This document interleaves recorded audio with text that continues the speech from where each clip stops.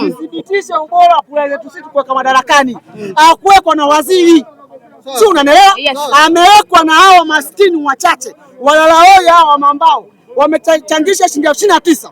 Wamepata kujipia kadi yao ya wanachama. Wakasema, kiongozi wewe unafaa kusimamia klabu hii. Unanielewa? Waziri akupiga kura. Kwa maana yake wao tupasa kutuliza sisi, ndio maana baada pale tukwambia watakuja kwetu sisi na wamekuja hajaja. Wamekuja. Hawajazungumza, wamezungumza. Kwa sisi ni mabosi wao. Watatusikiliza katika hili. Mwalimu nizungumze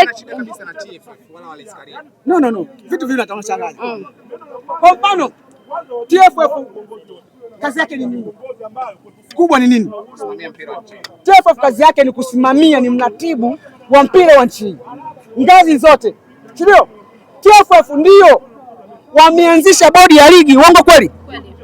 Zamani kuitwa kamati ya ligi. Wakasema tuanzishe bodi ya ligi. Hii hao watu wajisimamie wenyewe. Ndio? Tujiulize sasa.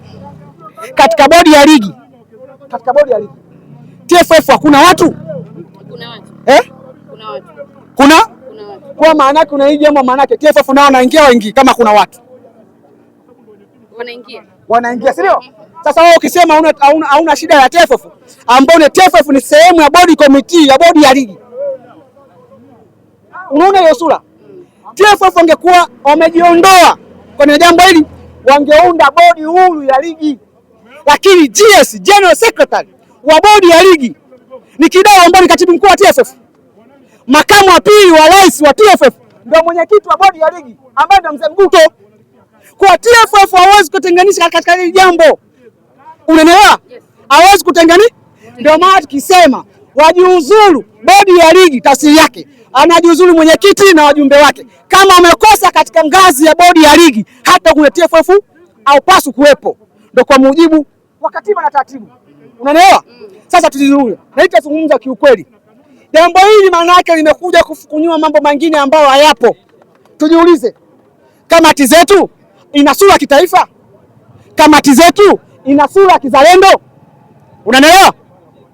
Tujiulize. Mwenyekiti wa kamati ya mashindano ni nani? Waandishi mnaripoti mjui maskini ya Mungu. Mwenyekiti wa mashindano ya ligi kuu ni nani? Msafiri Mgoi. Mwenyekiti wa Kigoma. Uongo kweli? Katibu mkuu wa TFF anatokea wapi? Sio bodi ya ligi anatokea wapi? Mnanielewa? Mwenyekiti wa kamati ya waamuzi anatokea wapi? Abdul Nasr anatokea wapi? Unataka kusemaje mwalimu? No. Nimezungumza hili kwa sababu nimesema hili jambo yakaponye majeraha yote ambayo yapo. Kwamba imefukua. Narudia tena, yamefukua mengi ambayo hata nyinyi mko hamyajui. Kwamba kuna ukabila. Hayo unazungumza wewe. Wenye dini mbili watanielewa. Unanielewa? Wenye dini mbili watakuelewa. Mwenyekiti wa kamati ya hadhi, heshima na wachezaji anatokea wapi? Ni nani? Anatokea wapi? Ni nani? Sikiliza. Tunaposema tunapopeka mahitaji pale, sio kama hatujui. Tunafahamu. Ndio maana tukasema tunapaswa kutengeneza sura mpya ya mpira wa nchi hii. Ya mpira wa nchi hii watu ndio wapo Kigoma na Tanga tu, sehemu nyingine hawapo. Kilimanjaro hawapo, Katavi hawapo, Shinyanga hawapo, Msoma hawapo. Unanielewa? Tumesema hili limekuja kuponya majeraha ya mpira wa nchi hii. Lakini hiyo jambo la kwanza. Jambo la pili. Hao wenye vitu wa kamati wanasimamia kanuni na sheria ambayo tumejiwekea. Hawagemee sehemu nyingine. Mdogo wangu azikara kama ni mdogo. Katika nchi klabu pekee ambayo hajawekwa kwenye ratiba ya ligi ni Yanga Sports Club. Yaani pamoja na harakati za kusaidia uhuru wa nchi, pamoja na kuwa mabingwa mara 30, pamoja ndio kwa timu ya kwanza kucheza fainali ya shirikisho, pamoja na kufunga vilabu vyote katika nchi mara nyingi zaidi, Yanga haishawahi kuwekwa katika ratiba, haikuwekwa. Yaani Geita Gold wameweka kwenye ratiba, bingwa kihistoria haipo kwenye katika nchi. Bahati mbaya zinatokea mwalimu. Sikiliza. Unaweza ukasahau wote. Lakini hauwezi kumsahau baba mwenye nyumba nyumbani. Mkuu wa kaya unamsahau vipi? Sheria namba 1 kokote duniani anaulizwa mkuu wa kaya. Yanga ni mkuu wa kaya. Mkuu wa kaya anasahaulika. anaenda kutambulika katimu kadogo, halafu nasema eti wamejisahau. Unasahau Yanga na historia ya uhuru wa nchi, unasahau Yanga na historia ya mpira nchi, unasahau Yanga na makombe yake yote. Haupaswi kukaa kama unasahau Yanga. Kama unasahau Yanga, je, kipo si unaweza kumsahau rais wa nchi? Ndio tafsiri yake. Mkubwa katika nchi hii namba 1 ni rais. Haipaswi mtu kumsahau rais katika jambo lolote. Haipaswi katika mpira nchi kumsahau Yanga au Afrika leo eti wamsahau National na ukubwa wake na vikombe vyake. Au Ulaya leo waseme tunamsahau Real Madrid na ukubwa wake na vikombe vyake. Wewe utakuwa ni mwenda wazimu. Au Uingereza msahau Manchester au Liverpool na ukubwa wake na vikombe vyake. Ndio maana tukasema tunahitaji kuponya majeraha ambayo ya muda mrefu. Na Yanga anakuwa ubingwa ni kwa sababu anawekeza. Tunahangaika kutafuta wachezaji wakubwa kina Stefano Aziki na Pacome. Tunaoana na vilabu vikubwa duniani kuwaleta hapa akaweza Tanzania. Wapuuzi hawa kina Deriki wanasema ni mafanikio ya Karia. Kwani mwalimu bodi haijawahi kuwafanyia lolote jema? Maana yake mmekuwa mkiongelea mambo hasi kuhusu bodi.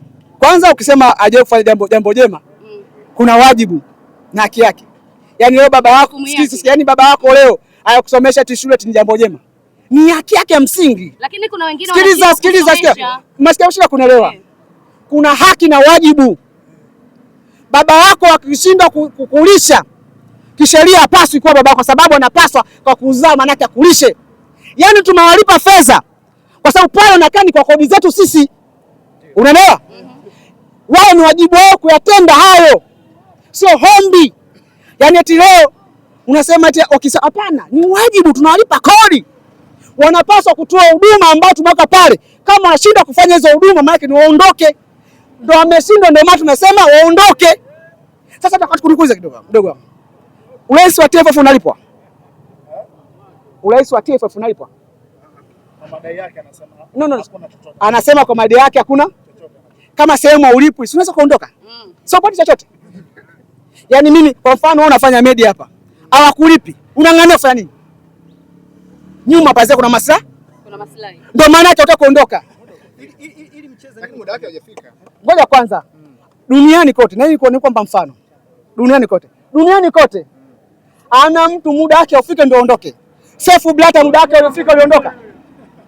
Nakuuliza wewe, rais wa FIFA hata TFF wa FIFA akaondoka.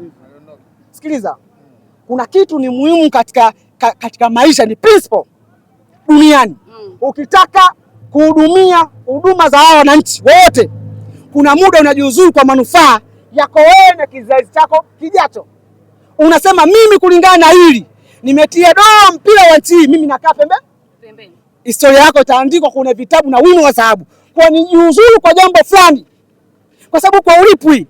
Lakini kubwa kuliko lote, na waanzishi mtusaidie, msihamishe ajenda. Kesi ambayo iko mahakamani kwa hakimu mkazi ni kesi ya dabi. Hakimu anapaswa kutoa majibu ya dabi. Baada ya dabi ndio kifate wewe unaingia kwenye mkumbo, unakuja kutaja mafanikio. Tukianza kutaja mafanikio hapa ndio haya mengine ambayo mkoa wa juu tunayataja. Si ndio? Wewe pita na ulienda mpaka Dodoma. Tuliingia mkataba na Morocco, rais wa Morocco alikuja Mohamed wa 5. Uongo kweli? Si ndio? Uwanja unajengwa. Miaka mingapi imepita? Sikiliza. Mambo mengine tunakaa kimya kwa ajili ya mustakabali wa mpira wa nchi hii. Unaelewa? Unajua Morocco kwa sababu gani hajatoa?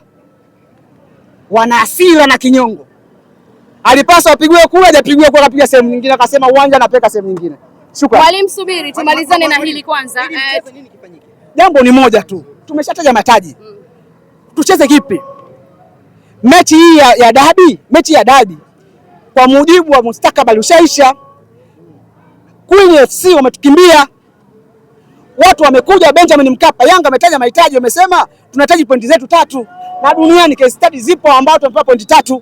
Wamesema wanahitaji milioni 56 kwa ajili ya gharama za maandalizi. Wamesema bodi ya ligi na kamati zake zijiuzuru. Uongo kweli? Hayo ndio mahitaji. Lakini nakwambia mdogo wangu Peter, tukimhitaji mai wetu muda wote tunamshughulikia. Tukimisi mai wetu. Ndio maana baada ya dabi tulimisi. Tukasema mbona hujaja, tukamfuata Bunju. Tukamgongea kakimbi.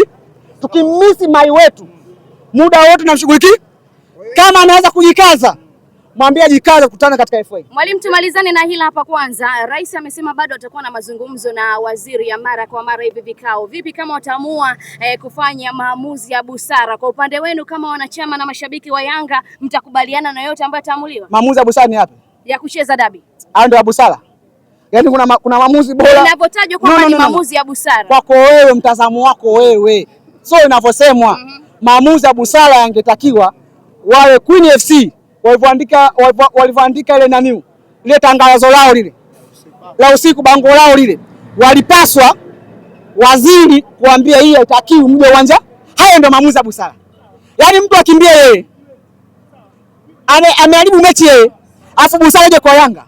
Busara na sheria tofauti. Busara inamkandamiza mtu mwenye haki duniani. Hakuna busara ambayo inamnufaisha mtu ambaye mwenye haki, haijawahi kutokea duniani.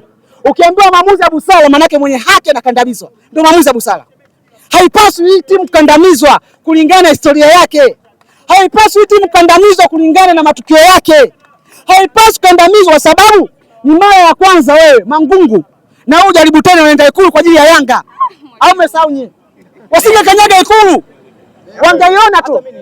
Hata wewe Peter ulienda Ikulu kwa ajili ya sasa mtu tangu ameumbwa kule tumbo la mama yake aje kanyaga Ikulu. Yanga imekusaidia kwenda Ikulu. Ipaswi kushukuru timu.